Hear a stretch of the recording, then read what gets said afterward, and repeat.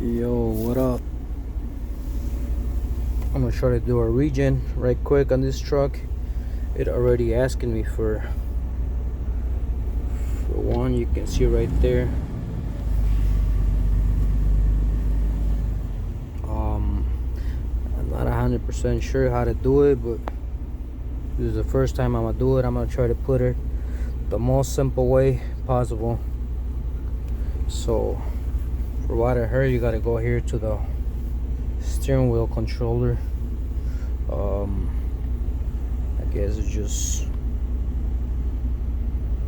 switch here.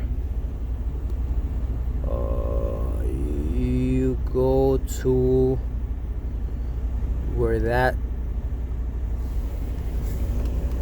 truck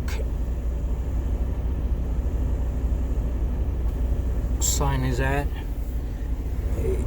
You see right there, it says to start regen. I guess just go here and put OK. To start regen, press OK. So I press OK again, and parked, regen active. So now the RPMs are going up. I guess it's active now. It's as simple as that.